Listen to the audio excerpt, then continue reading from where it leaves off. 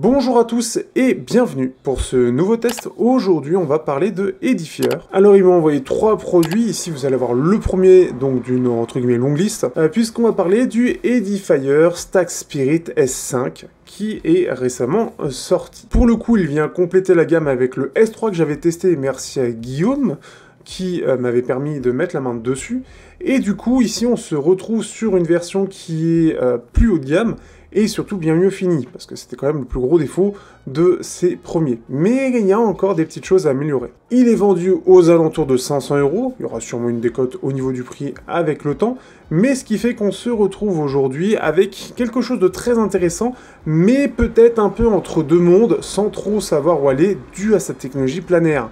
Mais ça, on va le voir dans le test plus amplement, avec un casque qui est super intéressant, mais qui aura encore des petits défauts, notamment pour le côté urbain. Mais allez, c'est parti pour le test.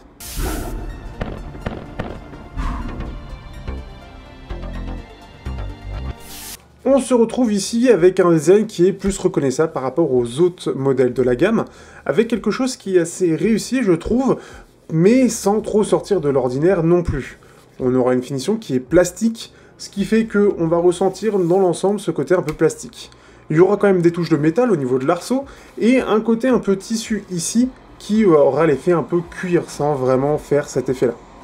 Au départ, je vous avoue que j'étais même parti sur le fait que ce soit juste du plastique avec un rendu un petit peu plus réaliste, mais non, parce qu'il y a un petit souci de couture sur le mien, au niveau du logo. Donc intéressant à savoir, mais j'aurais pas dit ça. Autre chose, il peut bien évidemment se plier, s'étendre comme d'habitude, il est relativement lourd dû à la technologie planaire et les aimants qui sont lourds, donc ça reste assez présent. Ceux qui recherchent un casque léger ne vont pas apprécier, et ceux qui connaissent déjà le côté haptique de Skullcandy, bah vous allez retrouver un peu cette même idée avec des oreilles qui sont lourdes.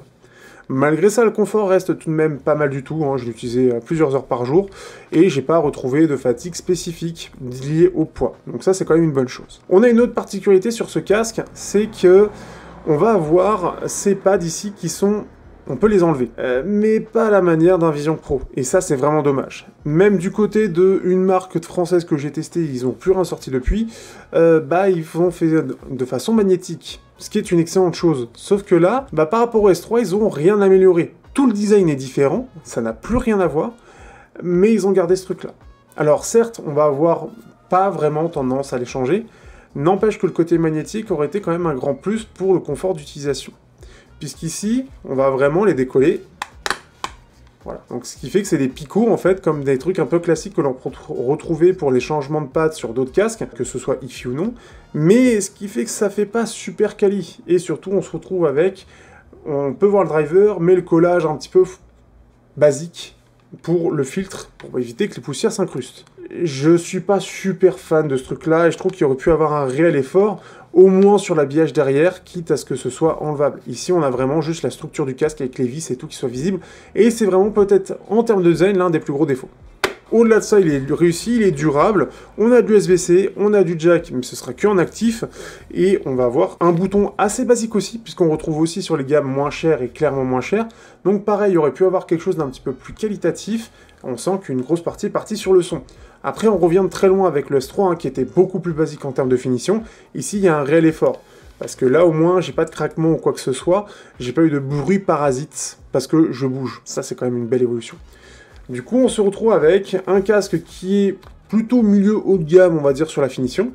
Parce que c'est pas non plus du vrai haut de gamme, hein. On est très loin, par exemple, de ce que proposait Momentum avec Sennheiser sur les Momentum 3. Donc, c'est assez banal, assez classique, mais...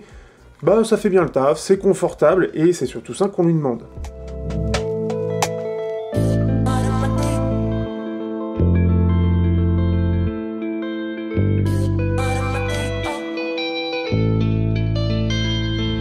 Ce casque-là va bien sûr être équipé d'une application dédiée, et surtout de Stravagon Sound. Alors c'est un truc qui est sorti il y a quelques temps de ça, l'idée étant de renforcer sa présence et de limiter au maximum le côté un petit peu concurrence avec le Stravagon Sound, avec un côté un peu optimisé, avec des codecs de je sais pas trop quoi, pour que ça passe en Wi-Fi, Bluetooth, bref, on s'en fout. Il est surtout bon, Hi-Res Audio, on s'en fout. Bon, en gros, il a l'aptX, le LDHC, le LDAC, etc. Le côté classique avec l'application Edifier Connex. Donc au niveau des codecs, on a à peu près tout, c'est surtout ça qui est intéressant. On va avoir un mode game mode qui va permettre de baisser la latence, mais bon, on reste sur du Bluetooth, donc dans tous les cas, ce sera élevé. Et ce qui fait que l'application, elle, va remplir le rôle plus de petites options par-ci par-là, notamment sur l'égalisation, qui malheureusement, pareil, je trouve que ça reste un défaut là-dessus, comme le Stax S3 et comme les autres casques, on va pas avoir de grosses recherches, une plus-value sur ce truc-là, alors qu'on est vraiment sur un casque qui est autonome, dans le sens, il n'y a pas besoin de DAC à côté, tout est intégré, mais avec un côté limité sur l'égalisation. On va avoir le son original qui est très bien, on en reparlera après, mais l'égalisation va se cantonner à du 5 bandes assez basique, on va pas pouvoir aller au-delà des 10 kHz, et c'est intéressant pour la suite, et on verra ça. Donc ça, c'est un premier problème. Deuxième problème, c'est qu'au niveau des pré-égalisations, ça reste très basique. On va avoir du dynamique et de la voix un peu limitée. On aurait pu faire mieux. Surtout qu'il va y avoir un défaut pour un style qui fait que, malheureusement, on perd ce truc-là. Ce qui va contrebalancer ça, c'est surtout son autonomie. Vous n'êtes pas du genre à recharger très souvent, pas un problème. Vous avez l'autonomie de 80 heures. Au moins, là-dessus, on est tranquille. Autre chose aussi, on a le Google Fast Pair, qui est intéressant pour ceux qui aiment bien ce côté-là. Alors moi, je trouve que ça marche un peu quand ça veut, mais c'est pas que lié à Edifier. Je trouve que, bon, ça marche pour... voilà, moi je le fais de façon classique, ça marche très bien, une fois que c'est pairé, ça se connecte, c'est surtout ça le principal. Parfois, ça va être reconnu sur d'autres appareils, alors que j'ai rien demandé. Donc ce qui fait que c'est un système que je trouve pas terrible, mais ça, c'est peut-être plus personnel. Bref. En tout cas, c'est plutôt pas mal de ce point de vue-là. Mais vraiment, en termes applicatifs, il y aurait pu avoir un vrai truc en plus. Dernière chose, et dernier gros côté négatif. Alors, comme tout est mis sur le son, on est sur du plein air, bah, on n'a pas d'ANC. C'était déjà le cas sur le S3, et c'est toujours le cas. Du coup, pour ceux qui veulent aller notamment dans les transports, je vous conseille pas. Je viens de faire l'expérience en rentrant pour finir un peu ce test. Et clairement, autant se balader dans la rue, dans une ville où il n'y a pas trop de bruit, ça va. Autant quand on va être dans les transports ou dans un endroit assez bruyant, bah clairement on va perdre en confort sonore et on va avoir beaucoup de bruit parasite autour.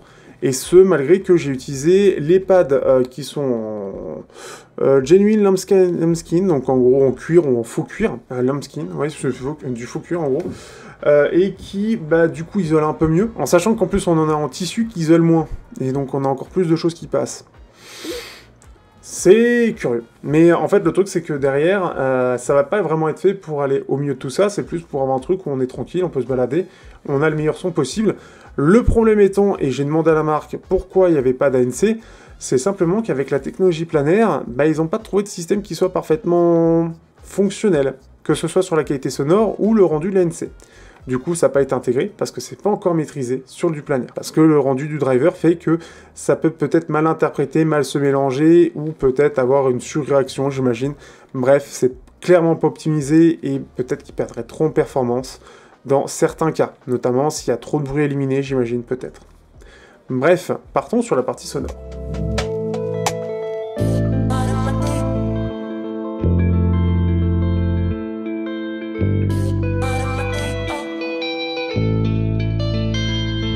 Du coup, maintenant, parlons de la partie sonore. À ce stade de la vidéo, sachez que je n'ai pas encore fait les mesures et que ce sera fait juste après. Comme ça, ça permet d'avoir mon interprétation et ce que disent les courbes. Bon, ça change rien en général, mais bon, comme ça permet de vous faire une idée entre ce que je dis et la réalité des choses. Première chose, on se retrouve ici sur du plein air. C'est assez rare à noter, il y en a très peu qui le font. On a aussi Oded avec leur casque Xbox, si je dis pas de bêtises, mais on en a très peu. Donc c'est une chose à noter, ça vient un peu taquiner certaines bêtes, sans avoir l'ANC, du coup, bah, c'est un petit peu bizarre. Mais on pourra penser qu'il y en a d'autres que j'avais testés où l'ANC faisait plus de mal que de bien. Au-delà de ça, on va avoir, comme j'ai dit juste avant, deux paires de pads qui vont permettre de passer soit en mode faux cuir, pour le côté un petit peu classique, pour que ça isole bien, qu'on ait un son qui soit un petit peu plus basseux notamment, et qu'on ait des aigus qui ressortent peut-être de façon un peu plus fausse ou un petit peu plus criard, selon votre interprétation. De l'autre, on va avoir le côté tissu, qui va faire passer un peu plus de bruit, qui va un peu moins isoler, mais avoir un côté un peu plus ouvert au niveau des aigus, un petit peu moins agressif. À savoir, et je tiens à le dire, dans l'application, vous avez de quoi gérer entre ces deux pads. En gros, il y a des petites subtilités dans la signature qui fait que c'est éliminé ou amélioré selon le pad que vous mettez. Et je ressens, c'est très très léger, je ressens cette différence, ce qui fait que ça permet d'avoir peut-être un petit peu plus d'aigus, parce qu'il peut en avoir un peu plus vu que ça se balance plus, ou mettre un petit peu plus de basse, parce que justement, comme ça se diffuse plus, il faut compenser ce genre de cas, je pense. En tous les cas. La signature elle-même, on est sur une signature typique Edifier, c'est-à-dire une signature assez équilibrée, un petit peu plus de basse pour le côté urbain. On a des médiums légèrement en retrait, des aigus légèrement en avant, et des extrêmes aigus qui, eux, s'expriment un peu plus. Du coup, on va avoir un son qui est vraiment qualitatif. Dans l'ensemble, je trouve que c'est assez réussi, c'est très passe-partout sur la signature de base. Même dehors, justement, le fait qu'on ait un petit peu plus de basse, on le ressent, notamment sur la profondeur, va permettre de compenser les bruits parasites autour des moteurs, etc. Ce qui fait que, comme j'ai dit, en dehors de chez soi, on n'est pas trop gêné tant qu'on n'est que en train de marcher. Ce qui fait que ça marche plutôt bien, et ça passe pour à peu près tous les styles, et je dis bien à peu près. On va avoir des aigus qui ressortent, on a un côté détaillé, on a quelque chose de très ample, une très bonne dynamique, on a une excellente extension dans les aigus aussi, et ils le font bien ressentir, avec un pic clairement, ou même une élévation globale, je pense, vu que j'ai pas encore fait les mesures, qui est globalement dans les très hautes fréquences, dans les 12-15 kHz, clairement. Ce qui fait que sur la plupart des morceaux ça va se ressentir, mais par contre quand on mettait du métal qui est hyper chargé et qui va lui aussi pas mal gratter dans cette partie là du spectre, on va ressentir un côté très scintillant, ou si vous préférez très métallique, qui fait que pour du métal ça passe pas trop. Le problème c'est qu'on peut pas l'égaliser avec l'égalisation qui est mise dans l'application, puisque celle-ci se cantonne au maximum à 10 kHz, qui est en dessous du pic qui est présent. Donc certes, ok, oui, c'est cool, merci Edifier de montrer que vous savez mettre du planaire et que c'est super bien étendu et que c'est super détaillé. Le problème, c'est que on peut pas le modifier au besoin selon les styles. Et encore une fois, sur du métal, ça passe pas très bien. C'est un peu dommage de ce point de vue-là. Par contre, sur plein d'autres styles, ça marche super bien. J'ai essayé du classique, de l'électro, du dub. Bref, mes autres playlists que vous avez, c'est top. C'est vraiment très bon son. Je me suis vraiment éclaté à l'écouter. Quand vous allez dehors, je vous conseille plus d'ailleurs d'utiliser les pads donc en simili-cuir, qui, voilà, j'ai retrouvé le mot, en simili-cuir, qui va permettre d'être un petit peu plus isolé, d'avoir un peu plus de basse. Si vous êtes chez vous et que vous préférez avoir des aigus un peu plus ouverts, le côté tissu sera un peu plus sympa. Ça fait un peu plus respirer l'oreille, notamment ceux qui ont chaud, et qui, déjà, donc ça va permettre déjà ça. Donc on a quelque chose d'un peu plus doux. Et du coup, je trouve des aigus un peu plus ouverts, donc on a un côté un petit peu plus large qui ressort. Ça reste pas non plus une très grande différence, mais on ressent un petit peu ce truc-là, ce qui fait que c'est quand même agréable. Si on parle d'égalisation, on va avoir le côté dynamique qui est présent, qui va permettre, pour le côté rock et tout, de ressortir un peu mieux, mais malheureusement, on a toujours ces extrêmes aigus qui viennent un peu nous saouler. Mais pour ceux qui veulent un peu plus de basse, un côté un peu plus dynamique, un petit peu plus funky, c'est sympathique, sans pour autant en faire des caisses. Donc ça, c'est une bonne chose. Et vous avez le mode voix, si je dis pas de bêtises, ou podcast, ça doit être ça, qui fait que, pour le coup, ça va tout descendre et mettre juste les voix en avant. Alors c'est sympathique, mais j'aurais préféré avoir plus de choix pour le coup. Il me semble qu'il y en avait un petit peu plus du côté du S3 à ce moment-là.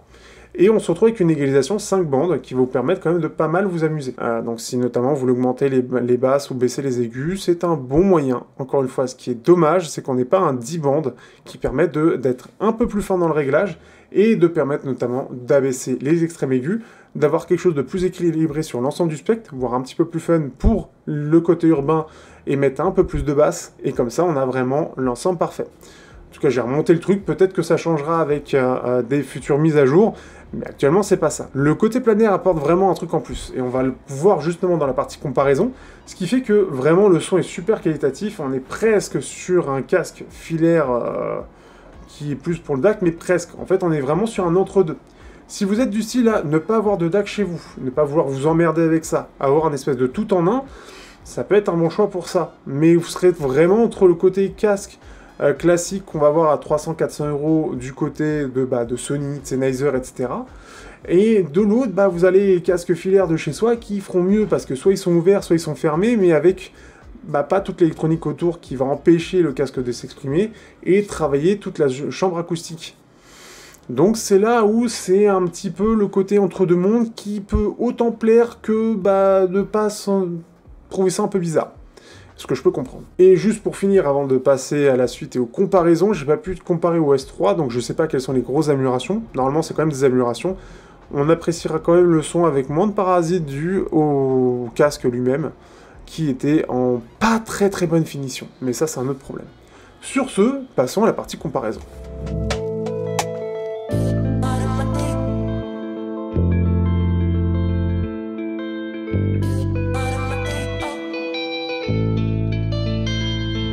Alors du coup pour la partie comparaison, bon j'ai fait un petit peu plus simple d'une part parce que ça permet de moins étendre le sujet, et de l'autre parce que ça vaut pas forcément le coup de s'étaler beaucoup plus. Du coup pour rappel, je prends le casque concurrent, enfin je prends le casque Stax, je mets le casque concurrent et je vois quelles sont les différences. Est-ce que le casque concurrent il s'en sort mieux sur certains trucs ou moins bien. Du coup j'ai pris deux casques de la marque Sennheiser parce que d'une part enfermé, filaire, pour chez soi, j'en ai qu'un seul qui vaut carrément le coup. Et pour le ouvert, dans une signature un peu similaire, j'ai pas forcément beaucoup de choix. Du coup, on va commencer avec le Sennheiser Momentum 3, qui certes accuse 50 de différence par rapport à la sortie de ce casque, mais qui reste très intéressant sur la qualité sonore, notamment si on enlève le côté ANC. Et du coup, on est sur une différence qui est flagrante. On est sur une scène qui est du côté du Momentum, clairement moins large. On est sur une signature bien plus en V, on sent que c'était une gamme où ils essayaient vraiment d'être le côté le plus grand public possible, ils ont mis beaucoup de basses, et pas mal d'aigus. Et on a un côté beaucoup plus feutré, on sent que le driver, clairement, il est beaucoup moins... On sent que le driver est clairement beaucoup moins qualitatif, et que dans les extrêmes aigus, il s'en sort beaucoup moins bien. Pour aller un petit peu plus en détail, on a une basse qui est plus élevée, mais c'est clairement beaucoup moins réactif, et surtout beaucoup moins détaillé. On sent vraiment que le Momentum 3 est à la ramasse. Ce qui fait que le Momentum 3 reste supérieur techniquement, mais pas de grand chose. Donc on peut se dire la même chose, mais la signature est un peu différente, et ça aurait été beaucoup plus compliqué de comparer. Surtout qu'elle est encore plus grand public, c'est beaucoup de basses, des aigus qui sont absents, et des extrêmes aigus. Du coup c'est très très différent, et l'écoute aurait été plus compliquée, la comparaison aussi. Les médiums, eux, sont clairement moins détaillés, c'est plus chaleureux, mais c'est aussi beaucoup moins dynamique, et on a beaucoup moins de présence dans la scène, dans le sens où si on fait visuellement, les Stax ont vraiment leur place au niveau des médiums. On va avoir une très grosse présence, au-delà de la clarté, du détail, etc. Là où du côté du Momentum 3, on a l'impression que ça prend beaucoup moins de place. Et du coup, ça a du mal à s'exprimer. Au niveau des aigus, pareil, c'est moins en avant, donc on a ce creux là aussi qui est présent. C'est moins détaillé, c'est vraiment pas très technique. Là, on sent déjà les limites du driver de cette partie-là, et on sent que ça suit pas du tout. Les extrêmes aigus, ils sont aussi beaucoup moins étendus, c'est bien moins détaillé, c'est un peu plus en avant, même un peu en avant, mais c'est pas très technique. Vraiment, on sent qu'on n'a pas du tout l'extension que propose le Stax, et ce qui fait que on sent qu'on n'est pas du tout sur la même gamme. Dites-vous bien qu'à un Momentum 3, face même à du Sony, ça se défend encore très très bien. Peut-être pas sur la NC, mais sur la qualité sonore. Là, elle se fait laminer, mais vraiment. Donc clairement, si vous recherchez sur le côté sonore, c'est clairement plus sur cette partie-là, qu'il faudra se tourner. Mais c'est sûr que si vous cherchez plus le côté ANC pour être isolé, feutré, on n'est pas vraiment sur le bon casque avec le Stax. Du coup, je me suis dit qu'on allait parler du Sennheiser HD 620S. Celui-là date d'il y a pas très longtemps, c'est un casque filaire qui est fait pour la maison, qui est en gros un HD 660 repris en gros d'un SD 660 et mis en mode fermé. Et du coup, on se retrouve avec un son qui est très qualitatif, on n'est pas sur du plein air, mais c'est un casque que j'apprécie beaucoup. Il est très utile pour beaucoup de choses, il est très polyvalent, avec ce côté très neutre, voire un petit peu, on va dire, plus équilibré, qui fait que ça passe un peu pour tout. Déjà, on est sur une scène qui est plus large, parce que la chambre acoustique à l'intérieur a beaucoup plus de place, il n'y a pas l'électronique derrière. On est sur quelque chose qui est plus neutre aussi, que ce soit les extrêmes aigus ou pour les basses, et c'est globalement aussi beaucoup plus aéré. Encore une fois, chambre acoustique. Au niveau des basses, c'est plus neutre, c'est plus profond aussi, je trouve que il y a une meilleure extension dans les basses, le plein air étant pas forcément très réputé pour le côté basse, c'est plus le driver dynamique. Et niveau technique, je trouve que ça se vaut plus ou moins. Donc ça c'est intéressant, alors forcément on est sur un casque plus cher du côté du Stax, avec du plein air, ce qui fait que techniquement du plein air c'est quand même très très fort, mais le côté électronique va beaucoup limiter. Le médium, lui, du côté du HD 620S, va être plus aéré, plus clair, plus détaillé aussi. Ça prend plus de place dans la scène. Clairement, les médiums sur le 620S, c'est... Et ça, pareil, encore une fois, c'est la chambre acoustique, le driver, bien évidemment, qui fait que l'expression et le côté très aéré de la scène et des médiums, ça passe aussi par ça. En sachant que j'ai pas un super DAC non plus, et qu'avec un meilleur DAC, il s'exprimerait forcément bien mieux en plus, je pense. Au niveau des aigus, c'est très détaillé, et je trouve aussi un peu moins fatigant, dans le sens, ils sont un peu moins élevés, donc sur des Sur des morceaux où ça va être un petit peu plus agressif, bah ça va être un peu plus agressif aussi pour l'oreille. Et au niveau des extrêmes aigus, c'est très étendu aussi, donc, techniquement elle est très très bon. C'est moins scintillant, on sent qu'on a une élévation qui est moins forte, c'est très détaillé, et c'est quand même un petit peu plus en avant du côté du HT620S. Ils aiment bien mettre ce côté un peu en avant sur le côté fermé. Donc du coup, ça peut ne pas plaire, c'est le cas sur pas mal de casques de Sennheiser en fermé par rapport à un ouvert, là où les ouverts sont beaucoup plus neutres là-dessus. Mais néanmoins, je trouve que en gros, on est quand même sur quelque chose d'un peu supérieur sur le HD620S, mais le stack se défend plutôt bien pour un casque Bluetooth, et ça, c'est assez fort. Et du coup, on va passer à la conclusion de tout ça.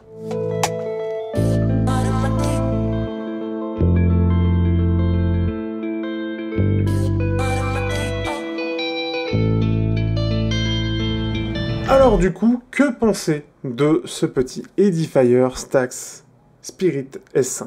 Eh bien, j'en suis très étonné. C'est un très bon casque et surtout il a réussi à éliminer beaucoup de problèmes que le S3 avait, notamment son problème de finition, qui était vraiment problématique, je trouve, sur ce modèle, parce qu'on avait tout dans le son, mais rien dans le design. Mais vraiment, c'était pas terrible. Malheureusement, le problème notamment des pads, alors certes, on va pas en changer souvent, mais ça oblige à rester pas mal sur celui qu'on aime bien, parce que c'est un peu relou, et on a vraiment cet effet cassant. Alors normalement, non, c'est résistant, mais quand même, on a vraiment ce truc où on se dit, j'ai pas envie de le péter, bon, on va mettre celui-là je l'aime bien, et puis l'autre, peut-être plus tard. L'idée étant surtout que le côté fermé et le côté tissu, c'est pour chez soi, le côté fermé, soit pour le côté plus dynamique, soit pour dehors.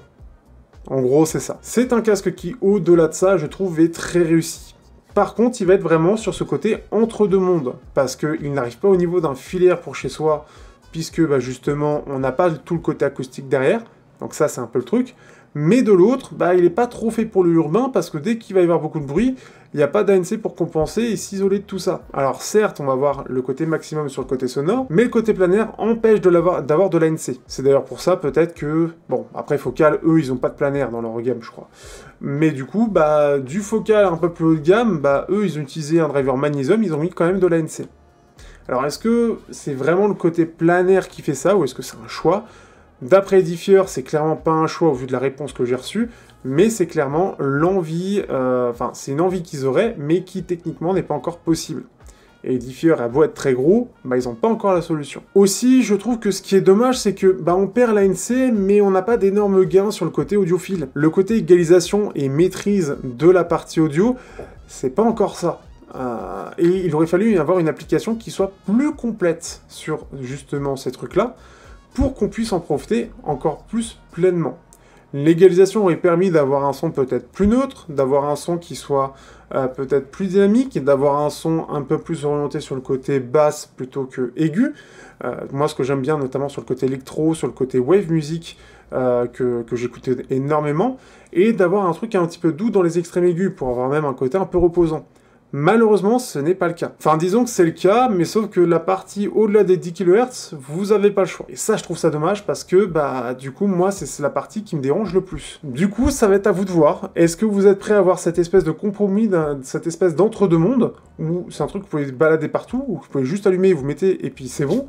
Ou est-ce que, bah, au contraire, c'est quelque chose qui est dérangeant? D'ailleurs, même, qu'est-ce que vous en pensez d'un casque qui soit sur ce côté un peu entre-deux-mondes, qui est utile pour aller dehors ou dans la ville, mais qui sera jamais aussi bien qu'un casque filaire sur un DAC ou qu'un casque ANC dehors pour isoler tous les bruits. Alors certes, vous avez la qualité maximum, mais soit, bah voilà, vous faites les concessions parce que vous avez l'électronique dedans qui permet pas de pouvoir utiliser le driver à son plein potentiel, soit de l'autre côté, bah, vous avez un driver qui ne vous permet pas d'éliminer le bruit autour, et que s'il y a un peu trop de bruit, ça vous empêche d'avoir une expérience complète. C'est un choix. Moi, en tout cas, j'aime bien ce casque. J'aime beaucoup ce casque. Pour chez moi, pour travailler, c'est très très bien. Pour dehors, quand je vais faire mes petites courses, c'est très très bien. Mais dans le train, c'est mort. Bref, sur ce, je vous dis à bientôt pour de prochains tests. D'ailleurs, justement, pour pallier à ça, vous aurez un autre casque d'Edifier, le WH830NB, qui arrivera. Donc lui, ANC pas trop cher, qui succède au 820NB, qui améliore notamment la partie autonomie, si je dis pas de bêtises, et aussi réduction de bruit, mais en étant sur le même driver. On verra un peu les différences, je l'ai pas encore trop travaillé, et il y a aussi une petite enceinte, si vous aimez les enceintes vintage. Ah, j'en ai une. Ah, ils en ont fait une belle, hein. Et bah ça, justement, maintenant, je l'ai, et je vous en parlerai bientôt aussi, face à du Vulcano, qui est chez moi. Sur ce, à bientôt, pour de nouvelles aventures. N'hésitez pas à me rejoindre sur la VR, je suis très actif en mon côté VR, beaucoup moins sur l'audio, et j'en suis désolé, mais bah, on s'amuse comme on peut. Et à bientôt, ciao.